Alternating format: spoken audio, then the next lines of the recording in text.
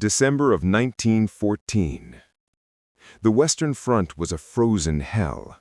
In the dead of a bitter winter, British and German trenches faced each other across a scarred landscape known as No Man's Land, a nightmarish expanse of frozen mud, craters, and barbed wire, where the shadow of death lingered constantly.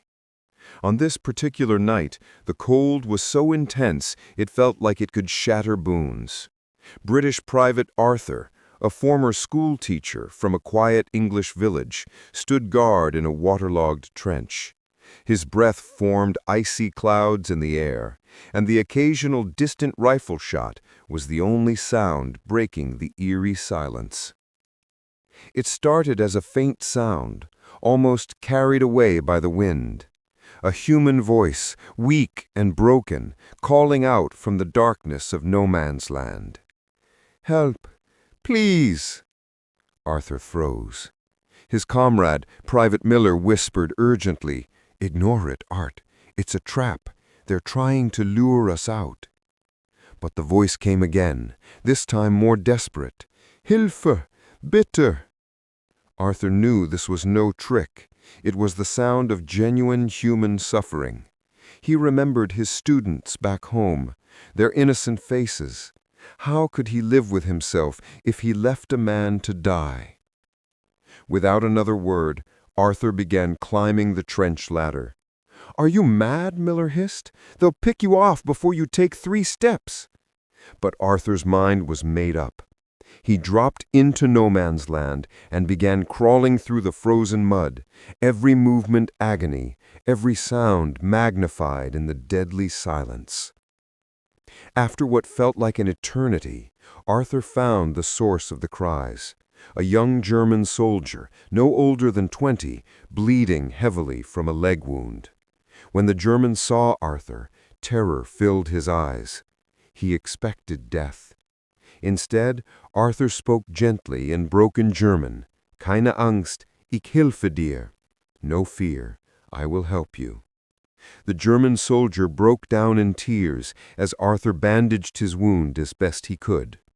Somehow, Arthur managed to lift the wounded soldier onto his back and began the treacherous journey back. The weight was crushing, the path treacherous. When he finally stumbled back into the British trench, he collapsed from exhaustion. His comrades stared in disbelief. "You brought back a Jerry?" one soldier exclaimed.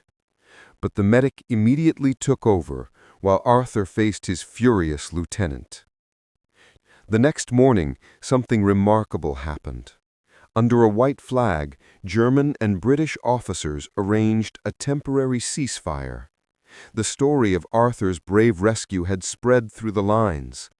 As the wounded German soldier was carefully transferred back to his own side, enemies stood together in silence, united by this act of humanity. The war eventually ended. Arthur returned home to his quiet life, forever changed by his experiences. He rarely spoke of the war, but often wondered about the young German soldier he had saved. 45 years later, an unexpected letter arrived from Germany. It was from the family of the soldier Arthur had rescued.